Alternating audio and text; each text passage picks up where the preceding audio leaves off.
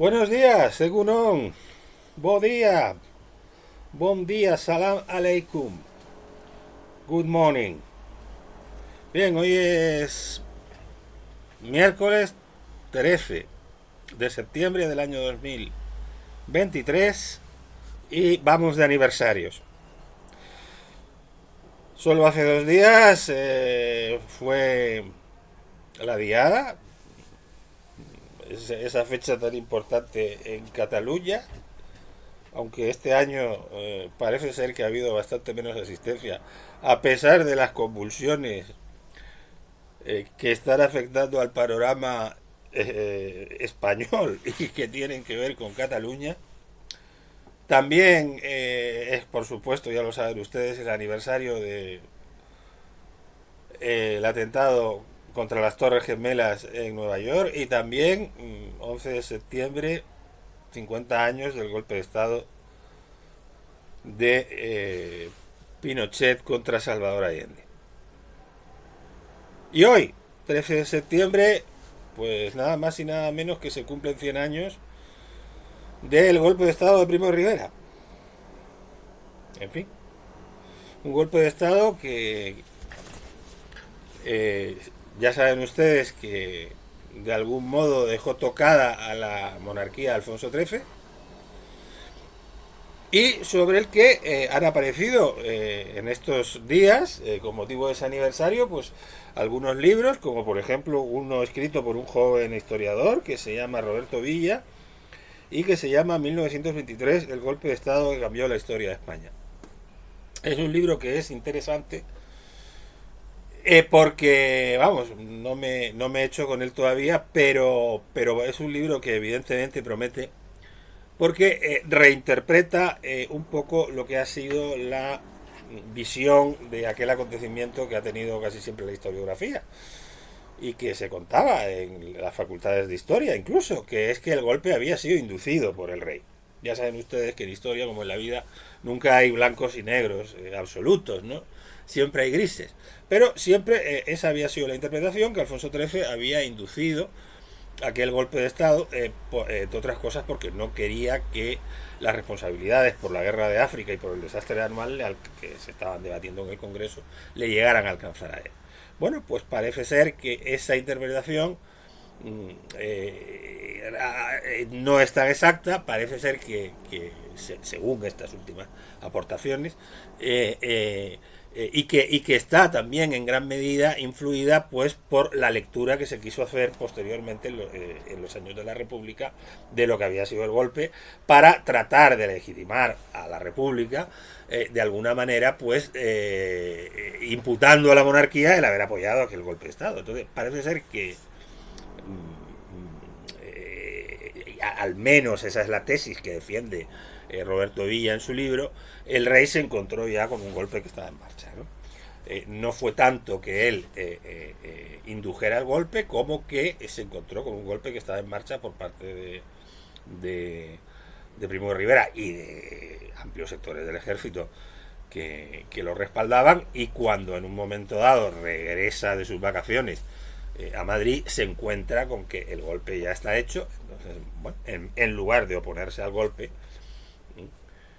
como haría Juan Carlos I en el año 81, cuando se produce el intento de golpe de Estado, que bueno, eso sería también eso imagínense todo lo que podríamos hablar de ello, pero es evidente que Juan Carlos I en un momento dado, aunque seguramente conocía los movimientos que se estaban llevando, vamos, seguramente no lo sabemos hoy en día, lo sabemos perfectamente que conocía los movimientos que se estaban llevando a cabo, pero en un momento determinado el golpe lo para.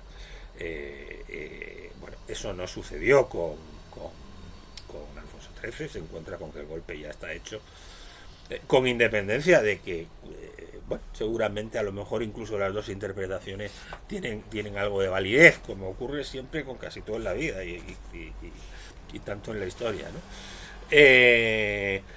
Bueno, en definitiva, lo cierto es que la monarquía, el régimen de la Restauración, que fue un régimen que dio una estabilidad a España después de un siglo XIX lleno de pronunciamientos, las guerras carlistas, etcétera, pues bueno, se llevaban casi 50 años de una cierta estabilidad y fue un régimen que ha tenido muy mala prensa, el de la restauración monárquica, desde el 76 al 23, pero que quizá esa mala prensa ha sido en cierto modo inmerecida, porque hubo una cierta prosperidad económica, un florecimiento cultural. Ya venía tocado, ya hay un determinado momento en el que los déficits y las debilidades que pudiera tener se van poniendo cada vez más de manifiesto, sobre todo a partir del año 17, cuando hay una especie como de semipronunciamiento, el de las juntas de defensa, y también una huelga revolucionaria importante, un amago de rebelión también, porque hay una asamblea de parlamentarios en Barcelona.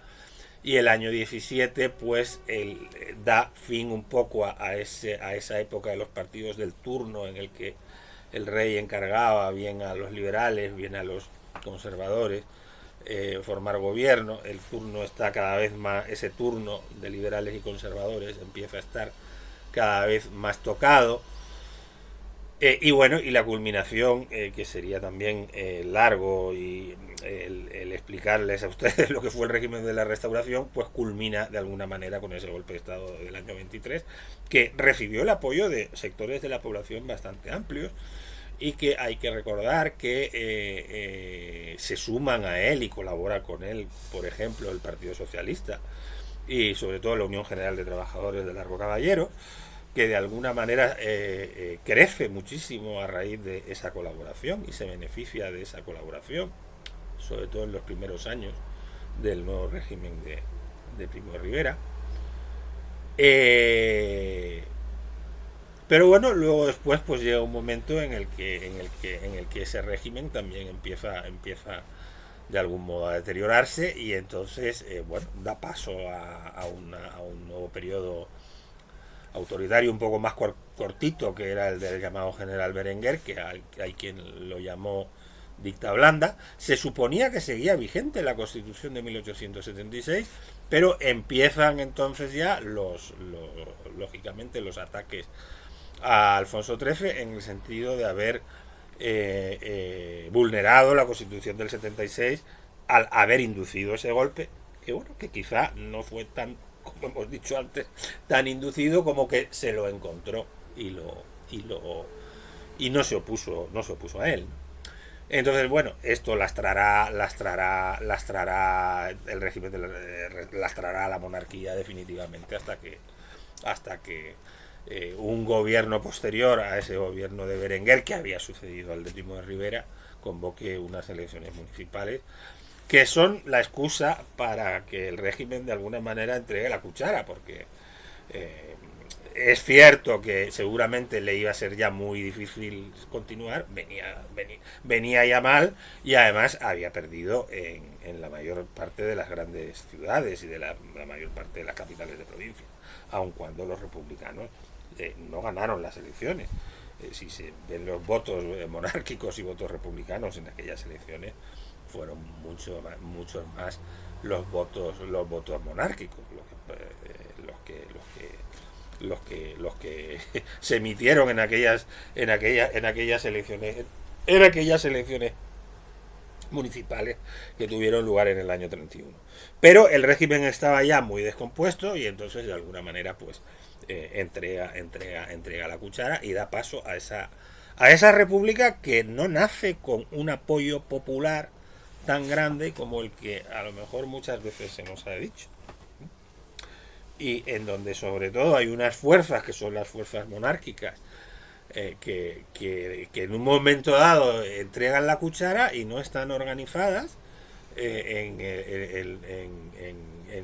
los primeros años de la República, pero que luego, claro, luego llega un momento en el que se organizan, y probablemente se organizan respecto a un régimen que en un primer momento había nacido sin ellas, ¿no?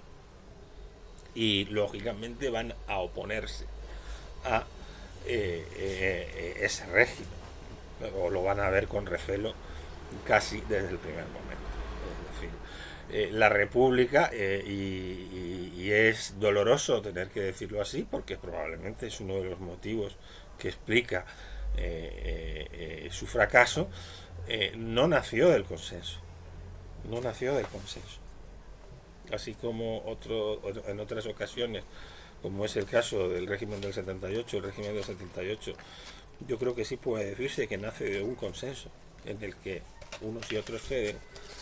La república no nace exactamente del consenso.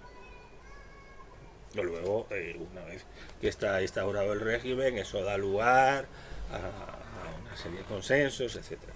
Bien,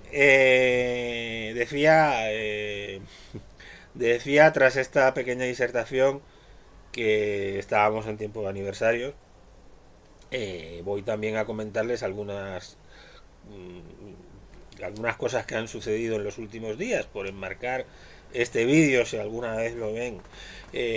Ha habido una reunión del G20 en la India, con esa nueva India ya metida de hocicoz en la carrera espacial después de haber tenido un alunizaje en el sur de la Luna, en el polo sur, en el polo sur de la Luna, y que de alguna manera ejemplifica lo que es este nuevo mundo multipolar en el que nos encontramos y en el que hay toda una serie de países emergentes del sur. Anteriormente hubo una importante reunión de los BRICS, de los llamados BRICS, Brasil, Rusia, India, China, Sudáfrica, que también invitaron a una gran cantidad de países a incorporarse a ellos. Argentina, Irán, etcétera, y que bueno, luego se ha visto continuada por esta reunión del G20, en donde ya sí que se incorporan los grandes países occidentales, España entre ellos, que tiene estatus de observador, pero que nuestro queridísimo presidente Pedro Sánchez estuvo ausente y mandó a la vicepresidenta Nadia Calviño porque estaba enfermo de COVID. Parece que está renaciendo otra vez el COVID, nunca se fue. Algún día hablaremos de ello.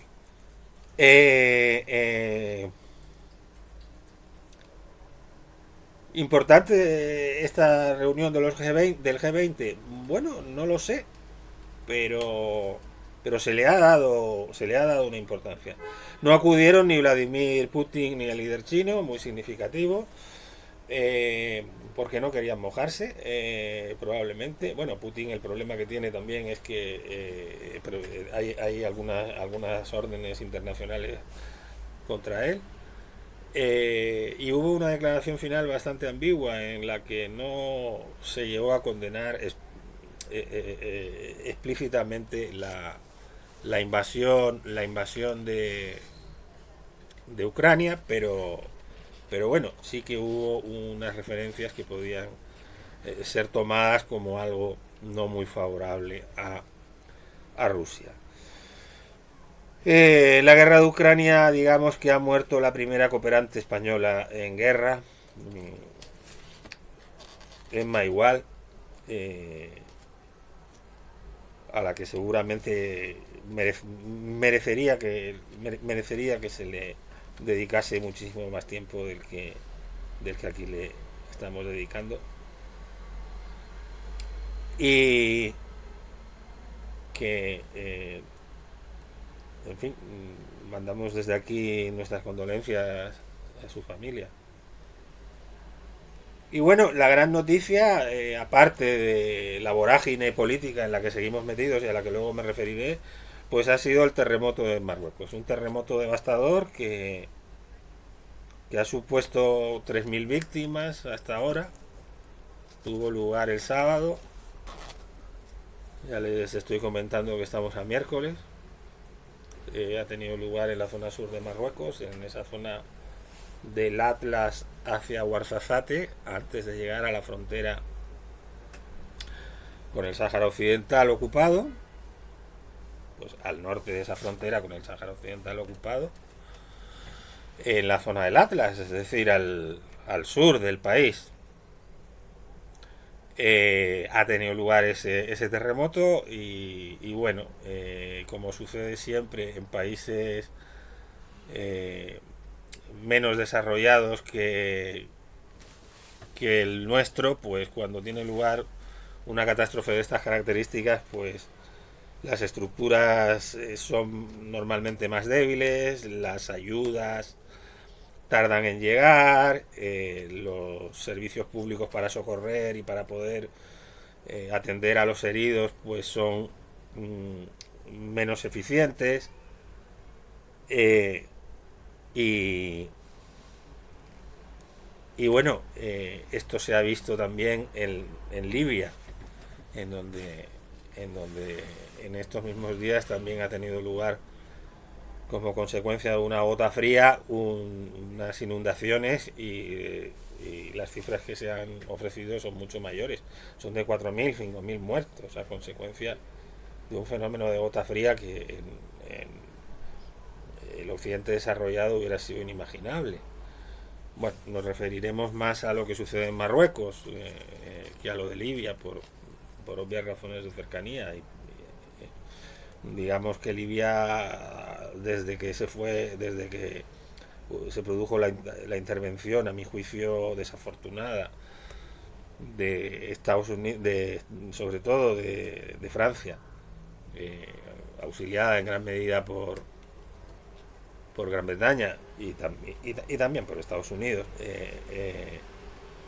para desalojar del poder al coronel Gaddafi, pues se ha convertido en un país caótico, tribal, atravesando una guerra civil, y, y obviamente pues no fue muy afortunada aquella intervención, que se enmarcó también en aquel fenómeno que comenzó, que tuvo lugar hace aproximadamente una década, que se llamó el de las primaveras árabes, y que en algún momento tendremos que hablar de ello. Un fenómeno, el de las primaveras árabes, que curiosamente uno de los países que menos le afectó, por aquello de que siempre se considera que el rey le dota de una estabilidad, pues fue Marruecos. Y que sin embargo pues ha exhibido sus carencias claramente ante esta catástrofe natural. La ayuda humanitaria ha tardado muchísimo en llegar, y sobre todo en el plano estrictamente simbólico el rey ha tardado 4 días. No fue hasta ayer en que se acercó a la zona de los hechos. Eh, Estaba de vacaciones en París, como de costumbre. Sabemos que Mohamed VI eh, está siempre fuera de Marruecos. Está siempre o casi siempre de vacaciones. Dedicado a la buena vida, y que además no anda demasiado bien de salud. Tiene distintas enfermedades de las que se cuida en París. Y bueno, pues tarda casi un día en volver a Rabat, y 4 días en desplazarse a la zona en donde lleva a cabo una visita, me parece que de 2 horas, atendiendo a algunos heridos en un hospital, pero sin desplazarse propiamente en ningún momento se hace la foto ni quiere que vamos, en el lugar de la catástrofe, en lugares en los que tuviera lugar la catástrofe. Sí es cierto que se le muestra también donando sangre en un momento dado. Pero bueno, más allá de la tardanza, lo que sucede es que no hay apenas reacción oficial por parte de las autoridades marroquíes, hasta que no hay una reacción del rey. Es decir, salvo el Ministerio del Interior, la presidencia del Consejo de Ministros, que actualmente recae en el señor Ahanouk, un buen amigo del rey, y que es la segunda fortuna del país. La primera es la del rey. No hay ninguna reacción eh, hasta que no interviene el rey, aunque sea para condolerse con sus propios conciudadanos, a pesar de que ya habían empezado a llegar condolencias de todo el mundo, ¿no? Entonces, bueno, esto llama poderosamente la atención respecto a ese peculiar funcionamiento que tiene el régimen marroquí, absolutamente piramidal, y al tratarse de una monarquía autocrática y teocrática también, puesto que el rey es el comendador de los creyentes, además de ser la cabeza del poder ejecutivo y de ser un rey que no es como los reyes a la occidental que reinan pero no gobiernan. Este es un rey que reina y gobierna y que nombra sus ministros directísimamente y en el que el Parlamento pues es una especie como de comparsa del rey, vamos a decir las cosas tal como son, ¿no? Entonces, bueno, se han puesto de manifiesto estas carencias y luego también otra cuestión que llama muchísimo la atención es el rechazo a la ayuda humanitaria que se ha llevado a cabo por parte de las autoridades marroquíes en función de el estado de las relaciones diplomáticas en aquel momento, ¿no? Es decir, por una especie como de orgullo nacional se acepta la ayuda de Emiratos Árabes, se acepta la ayuda de Qatar y se acepta la ayuda del Reino Unido y se acepta la ayuda de España. Estados, por supuesto, todos ellos que últimamente se han plegado a las pretensiones de Marruecos respecto al Sáhara Occidental. Que no se fíe mucho de los ingleses, Mohamed VI. Desde aquí se lo decimos entre ustedes y nosotros, como no nos oye casi nadie, que no se fíe tanto de los ingleses, porque los ingleses en este tema siempre han tenido una postura muy en fin. Y si el que se quiere fiar de Pedro Sánchez, ahí a él.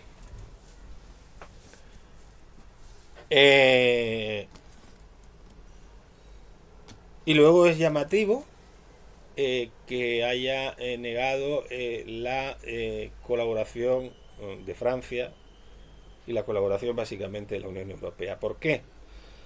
Pues con la Unión Europea, porque la Unión Europea es quien, desde la Unión Europea y sobre todo desde los tribunales de la Unión Europea, es desde donde más se está cuestionando en los últimos años la ocupación marroquí del Sáhara Occidental,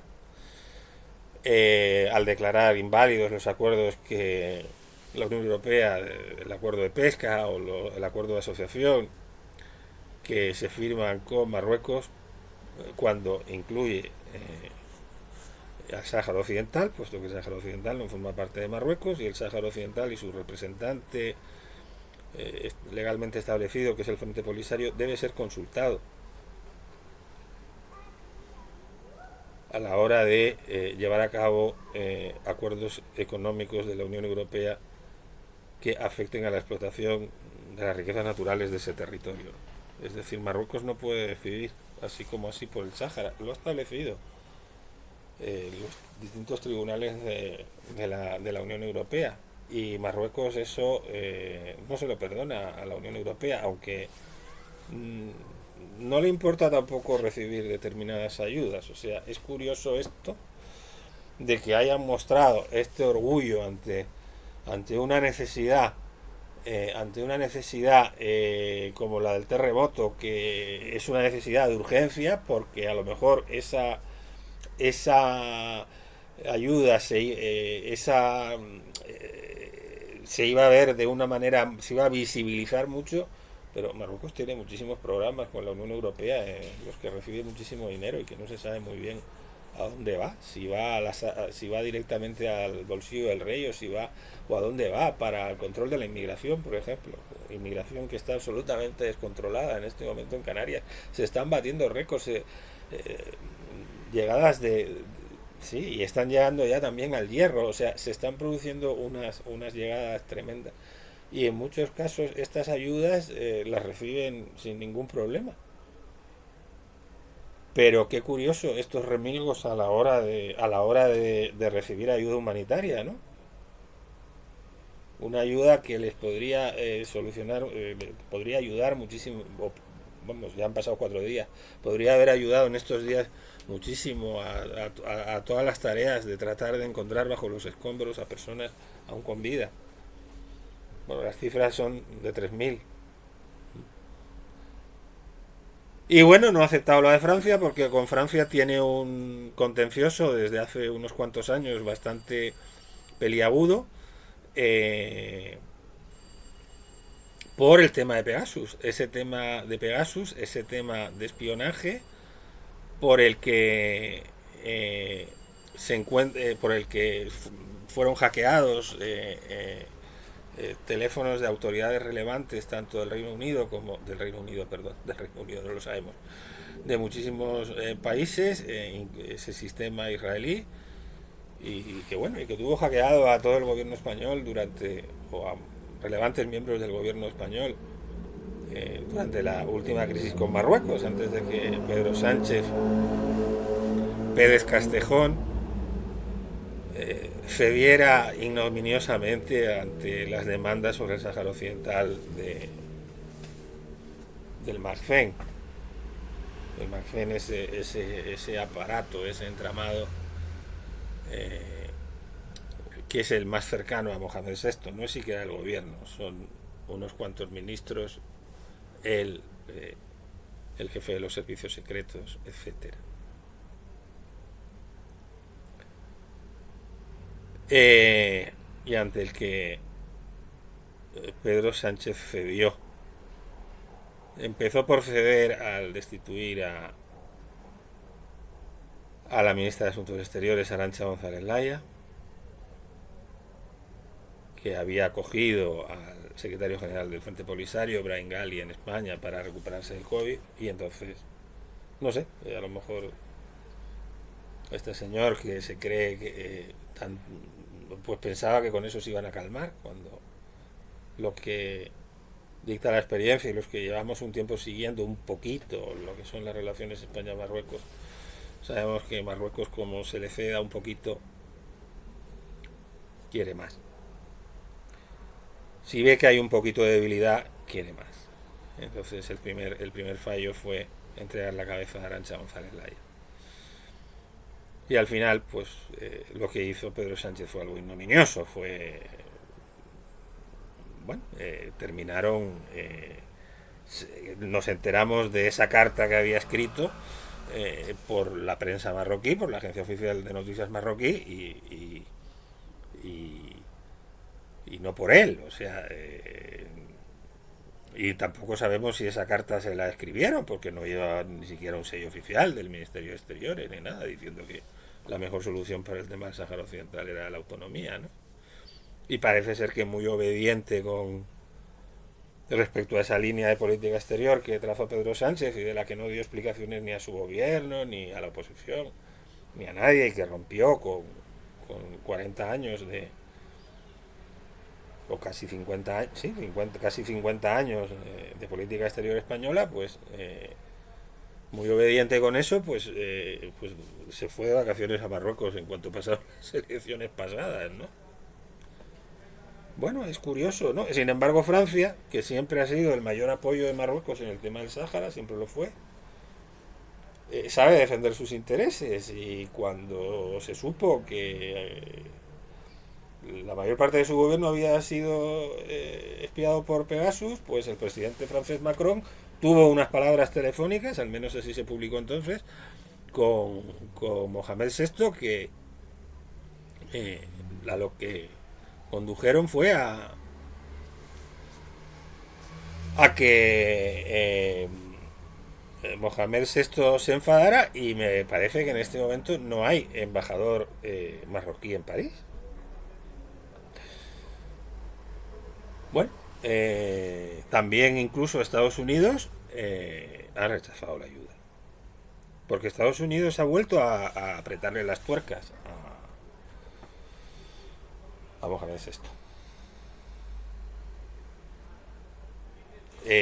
lo que lo que había sido la postura de Trump, que a cambio de que Marruecos reconociera el Estado de Israel, accedió a reconocer la soberanía, un disparate absoluto, porque algo absolutamente antijurídico, a reconocer la soberanía marroquí sobre el Sáhara Occidental, lo cual es una cosa que usted puede reconocer toda la soberanía, bueno, pues aunque sea Estados Unidos, pero aunque usted sea Estados Unidos, Naciones Unidas y el derecho internacional siguen diciendo que el Sáhara Occidental es un territorio en disputa y que sigue pendiente de descolonización, y que esa descolonización no será efectiva hasta que su población no se pronuncie sobre su futuro. Bueno, Donald Trump llevó a cabo, justo al final de su mandato, cuando ya incluso había perdido las elecciones, llevó a cabo esa declaración, pero luego después Biden no la ha implementado. Habían prometido crear un consulado en Dakhla, no han creado ese consulado en Dakhla, y en todas las declaraciones muy claramente lo que viene a decir Joseph Biden es que, aunque haya medios como españoles que no se quieran enterar, sobre todo un medio como quien se lleva la palma en eso es La Razón, quien se lleva la palma en eso es La Razón, que más bien habría que llamarla la sin razón en ese sentido. Aunque haya medios en España que no se quieran enterar, le sigue costando enterarse.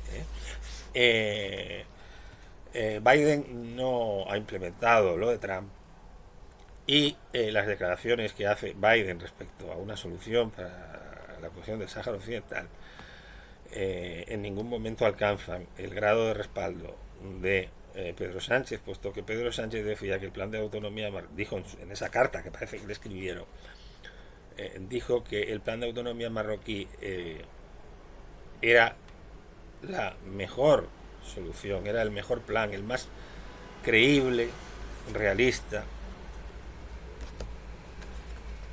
la solución más creíble y realista.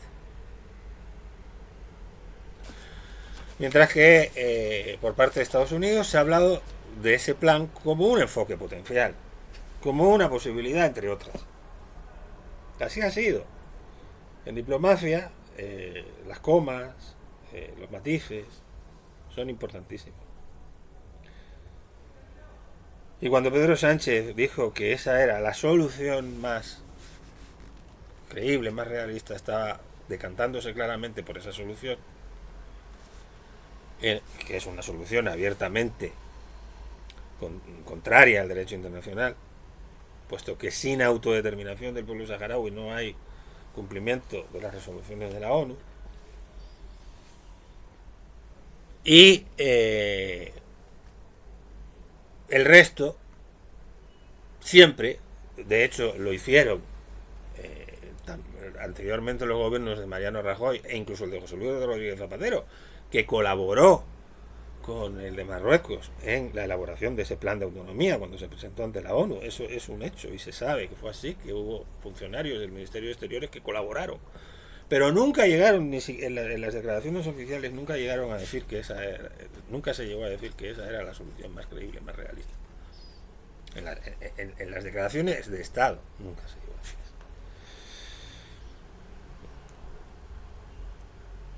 Sino una solución.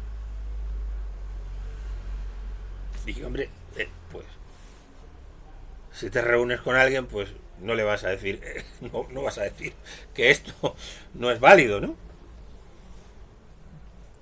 Y dice, bueno, es creíble, es realista, bueno, pero es una solución más de las muchas que puede haber. No es lo mismo que decir que es la más creíble, la más realista. De hecho,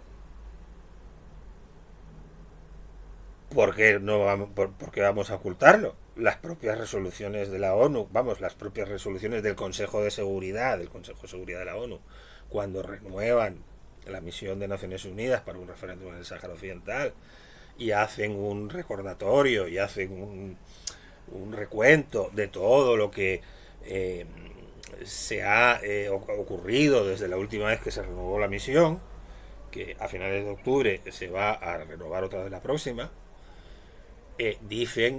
hacen un recuento de las cosas y normalmente en las resoluciones algunas veces se ha hecho mención al plan marroquí y se ha podido considerar que es creíble. Bueno, pues, en fin, nos creemos.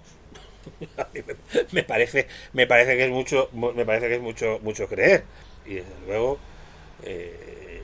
tengo muy claro que la ONU lleva poniendo paños calientes a este tema desde hace 50 años, pero la ONU no puede ir en contra de sus propias resoluciones. Entonces, bueno, Marruecos le presenta un plan de autonomía que no contempla la autodeterminación. Y entonces, pues lo que normalmente hace la ONU es decir que toma nota, que bueno, que sí, vale.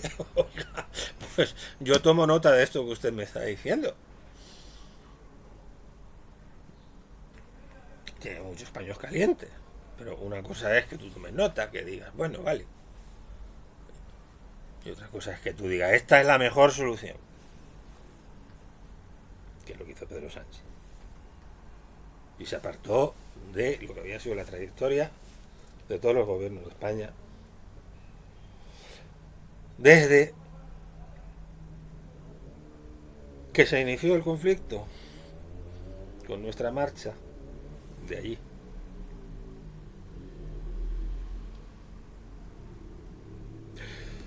Bien, en este mismo tema del Sáhara, hay que tener en cuenta que el enviado especial de Antonio Guterres, Staffan de Mistura, creo que ya se lo dijimos en el último vídeo, completó esa gira por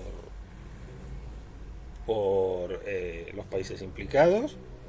Estuvo también en los campamentos de refugiados saharauis, en Argelia, en Tinduf. Estuvo en los territorios ocupados del Sáhara Occidental, que en el anterior informe no había podido ir, no le habían puesto pega a los marroquíes. Tiene narices. Enviado personal de las Naciones Unidas para el Sáhara Occidental. No puede visitar el Sáhara. No puede visitar el Sáhara Occidental.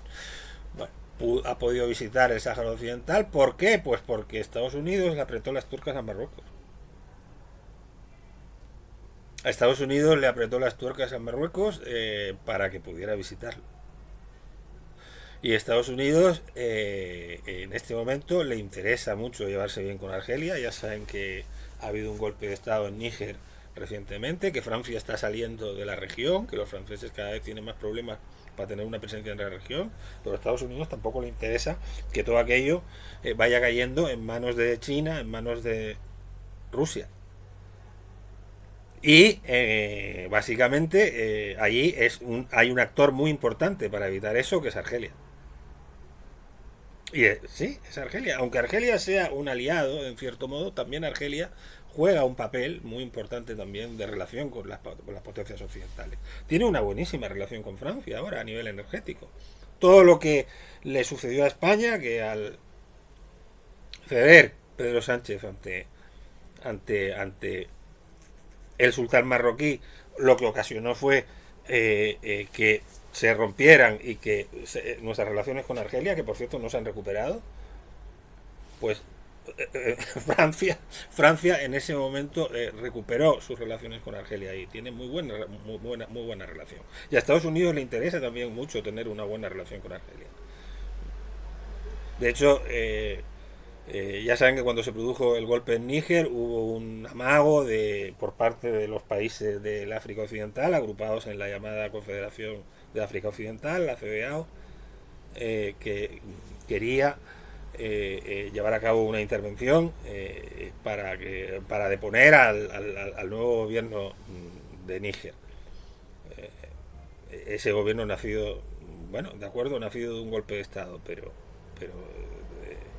eso hubiera supuesto inflamar evidentemente la región si se hubiera producido esa intervención. Y Argelia ha jugado un papel muy importante en evitar que se produjera esa intervención en Níger. Y Argelia es un actor muy importante en el Sahel. Entonces, la buena relación que a Estados Unidos le interesa tener con Argelia puede explicar muchísimo también el que Estados Unidos la administración Biden haya querido apretarle las tuercas a Marruecos, en el sentido de que permitiera la visita del enviado especial de Staffan de Mistura al Sáhara Occidental para la realización del informe que veremos a final de octubre, ¿no? Cuando el Consejo de Seguridad tendrá que emitir una nueva resolución sobre la renovación de la MINURSO, y vamos a ver también qué es lo que se dice en esa resolución. Hasta qué punto Estados Unidos le apriete o no las tuercas a Marruecos es algo que está por ver. Pero sería interesante y sería bueno dejar claro que la postura de Estados Unidos ya no es, nunca, yo creo que nunca fue la de Trump. Trump llevó a cabo aquel reconocimiento cuando ya se estaba yendo, e inmediatamente, aunque nunca oficialmente se ha dado marcha atrás, y no sabemos si alguna vez llegará a hacerse una declaración oficial por parte de Estados Unidos, porque también es verdad que, como ocurre siempre en las relaciones internacionales, pues hay paños calientes. Es muy difícil que se llegue a producir una declaración oficial, revirtiendo lo de Trump. En la práctica no están cumpliendo con lo que les había prometido Trump. Es así. Y no solo no han cumplido con ello durante todos estos años desde que está Joseph Biden, sino que incluso este año parece ser que han tenido una cierta actuación para apretarles un poquito las tuercas. Hasta dónde llegue eso no lo sabemos. Brahim Ghali, el presidente de la República Árabe Saharaui Democrática y líder del Frente Polisario, pues ha estado hace 2 días en Nueva York, se ha visto con Antonio Guterres, con el secretario general de la ONU. En fin, yo la verdad es que, como ciudadano español, me siento orgulloso de que Brahim Ghali, cuando estuvo enfermo de COVID, se curara en España, gracias a una ministra, Arantxa González Laya. Y me siento avergonzado de que nuestro gobierno, que curiosamente era el gobierno más progresista de la historia y en el que por primera vez participaba el partido político que al menos sobre el papel más respalda al pueblo saharaui, que es el Partido Comunista de España, pues me siento avergonzado de que ese mismo gobierno posteriormente haya roto con lo que eran 40, 50 años de línea diplomática en defensa del derecho internacional en la zona.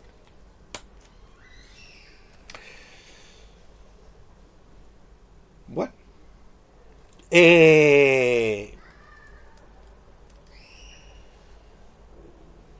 ¿y de qué y para qué sirve esto?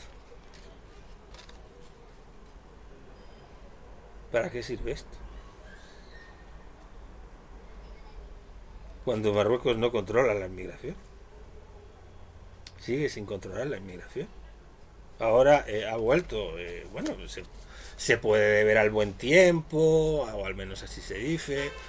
Es verdad que muchas veces no tiene Marruecos toda la responsabilidad, pero Marruecos no ha cortado la migración ilegal, ha seguido abriendo y cerrando el grifo según ha querido. Pero va consiguiendo poco a poco nuevas, poco a poco, porque es complejísimo. Retorcer el derecho internacional es muy complejo. Y poder consolidar y legitimar una ocupación ilegal es muy complejo desde el punto de vista jurídico. Puede ser más fácil desde el punto de vista factual. Bueno, puede ser más fácil. O puede ser muy difícil, porque ahí lleva el pueblo saharaui y ahí lleva el Frente Polisario peleando contra Marruecos 50 años, cuando habían dicho terminaré con esto en 3 meses. Bueno, luego después José Luis Rodríguez Zapatero también dijo que iba a solucionar el problema en 3 meses. Siempre que lo de los 3 meses, por una vía o por otra, querían terminar en 3 meses. Es curioso, José Luis Rodríguez Zapatero dijo unas palabras muy parecidas a las que dijo un general marroquí cuando se iba de allí, poco después de haberse producido la marcha verde, ¿no? Pero el tema sigue, porque el pueblo saharaui sigue resistiendo, y el pueblo saharaui sabe además que tiene de su parte el derecho. Lo saben los pocos saharauis porque ya son menos en relación a los que durante todos estos años han ido llegando a Marruecos, porque la mayor parte se encuentran en los campos de refugiados, fueron expulsados por las tropas marroquíes y mauritanas, y se encuentran en los campos de refugiados argelinos, exiliados desde hace 50 años. Es lo más injusto del mundo. Y ellos saben que el derecho internacional está de su parte. Y los pocos que están en los territorios ocupados, aunque sean menos que los recién llegados, también saben que el derecho internacional está de su parte. Y el derecho es muy importante. Y en todo. No me oirán ustedes a mí decir otra cosa. Tanto en las relaciones internacionales como en lo que deben ser la vida interna de los estados, etc. Bien, llevo mucho tiempo sin entrar en materia sobre lo que seguro que ustedes estaban esperando que yo hablara. Por eso cada vez vamos perdiendo más seguidores aquí. Es tremendo ya. Igual, igual ya es usted el único que te queda. Cualquier día de estos será usted el único. Aguante. Bien.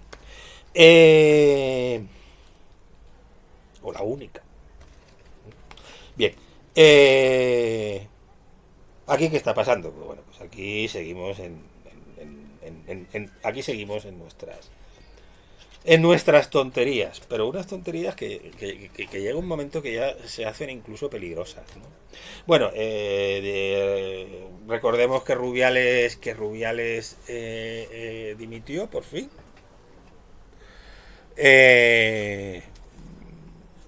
Y recordemos que también al mismo tiempo, pues por ejemplo, se rebajó en un año la pena a uno de los autores de la invasión de la manada, ¿no? Es curioso, ¿no? A Rubiales le puede caer de 1 a 9 años por aquel beso no consentido. Hombre, lo que hizo no estuvo bien, pero ahora le puede caer de 1 a 9 años. Bueno. Ahora, los violadores, resulta que le han reducido 1 año la pena, ¿no? ¿Y todo esto a quién se lo debemos? Pues a esa señora que yo me niego aquí a nombrar, pero que es curioso, que encima saca mucho pecho. Bueno, no es que haga lo de Amaral, ¿no? Pero que encima pues sale ahí diciendo que es que gracias a nuestra ley. Bueno, pues hombre, es un poquito curioso, ¿no? La ley que hiciste, ahora a Rubiales le puede caer de 1 a 9 años, que estuvo muy mal lo que hizo, y nos parece muy bien que se fuera, y tendrán que ser los tribunales los que decidan de acuerdo a la ley. Pero claro, es que también de acuerdo a la ley, a los de la manada, que parece ser que fue para lo que se hizo esto, pues les han reducido a uno de ellos, le han reducido ya la pena 1 año, y parece que los demás, como es lógico, pues también van a pedir la reducción de la pena, ¿no? Pero esta señora sigue ahí, o sea, la tuvieron escondida, no me cansaré de decirlo, durante la campaña, para ver si como a todos los de Podemos, ¿no? Salvo a Ione Belarra un poquito, pero a esta señora la tuvieron escondida durante la campaña para ver si salvaba los muebles, si salvaba Yolanda los muebles, si la salvaba el propio Pedro, porque el propio Pedro es el principal responsable, es el principal responsable de la ley, no solamente la señora esta que yo quiero nombrar, lo fue todo el gobierno. Lo que pasa es que, bueno, la señora esta es que encima tuvo y sigue teniendo la desvergüenza de decir que su ley estuvo muy bien hecha, que la culpa la tienen los jueces, cuando lo que hacen con los jueces es aplicar la ley que en su ministerio se elaboró, y que se les avisó de que iba a traer estos problemas. Y ahora parece que es que encima quieren seguir, ¿no? Debe ser que el hombre lobo de Galapagar, pues tiene mucha capacidad de presión contra el doctor Frankenstein, ¿no? Porque claro, si el hombre lobo de Galapagar, que tiene 5 escaños, se niega a respaldar a Pedro Sánchez, pues entonces el Frankenstein a lo mejor va a tener todavía más. Si el hombre lobo de Galapagar se niega a respaldar al doctor, sí, que creo que que es doctor, ¿no? Por una tesis que por una tesis que plagió, ¿no? Pues si el hombre lobo de Galapagar se niega a respaldar con sus 5 escaños al doctor, entonces esta señora, la pareja del hombre lobo de Galapagar, que es que encima que quiere seguir, o sea, después de que la tuvieron escondida. Bueno. Y es que por eso digo, que es que yo, que es que a veces es más bonito mirar fuera, a pesar de lo feo que es lo que vamos, de lo tremendo que es lo que uno muchas veces se encuentra fuera, ¿no? Y luego, bueno, pues nada, pues sigue el debate de la amnistía, sigue el debate de la amnistía, y ya lo último es que, claro, ha habido mucha más gente que ha seguido hablando en el Partido Socialista, que les duele muchísimo. Ha habido muchísima gente que ha seguido hablando, no solo González y Guerra, sino muchísimos más ministros, artículos en prensa tremendos, algunos de Javier Pradera, de Javier Pradera, perdón, de Juan Luis Cebrián, que yo no me esperaba que pudiera ser tan duro algún artículo de Cebrián, otro de Antonio Lorza, también tremendo, o sea, ha habido toda una serie de posicionamientos, como no puede ser de otra manera,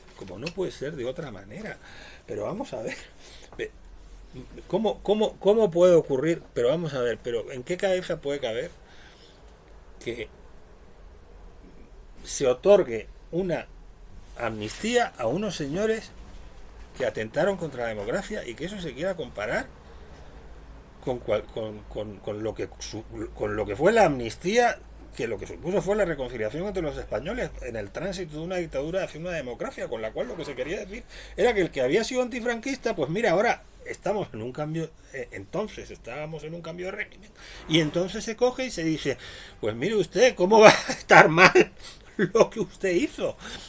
¿Cómo va a estar mal? Y es que y seguramente habría que resarcir a esas personas, seguramente muchísimo más de lo que entonces se hizo y que no se pudo hacer.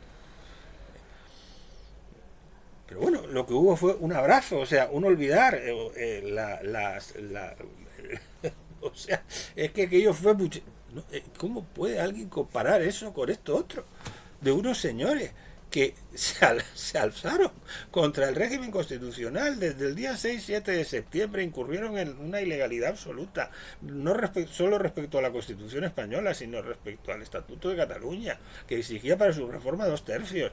Empezaron a incumplir resoluciones de los tribunales, se les advirtió por medio del 155, luego después se han escapado, salieron el señor, porque algunos por lo menos se quedaron aquí, pero el señor Puigdemont se escapó para no responder respecto a los delitos que había cometido y que quiere imponer sus condiciones. Y además es que, vamos a ver, que esto no es que yo me oponga y creo que a algunas personas hasta les podría parecer bien que en un momento dado pues hubiera medidas de reconciliación, que se adoptaran, pero no, pero si es que esto es única y exclusivamente para poder seguir en la Moncloa. No es por otro motivo. Bueno, entonces, como es lógico, pues por parte del Partido Popular ha habido un anuncio de que si va a haber movilizaciones, habrá que ver en los próximos días qué es lo que va a ocurrir, si se van a unir a otras movilizaciones de la sociedad civil, si van a ir ellos solos. La foto de Vox no conviene nunca al Partido Popular. Vox ha sido el gran aliado del Partido Socialista. Vox ha sido el gran aliado sí, es que objetivamente al final es así. Entonces, eso vamos a ver qué es lo que va ocurriendo. Pero claro, lo último ha sido que Aznar, con muy buen criterio, ha hecho un discurso, el discurso que debía hacer, con la contundencia que debía hacer, llamando a movilizaciones y a que los ciudadanos ejerzan sus derechos de manifestación y de expresión. Y claro, lo que ha contestado la señora Isabel Rodríguez, la muñeca diabólica esta que tenemos todos los martes en las ruedas de prensa del Consejo de Ministros,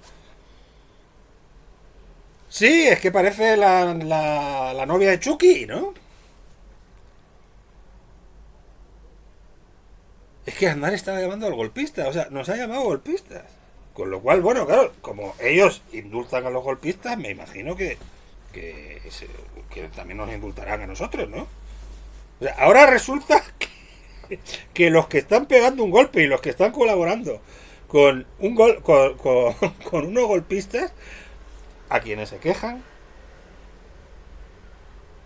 nos llaman golpistas, a quienes lo único que pretendemos es salir a la calle a manifestarnos, nos llaman golpistas. Bueno, pues me imagino que nos indultarán, ¿no? Por sacar una bandera española al balcón también vamos a tener que pedir perdón a lo mejor para que nos amnistíen, ¿no?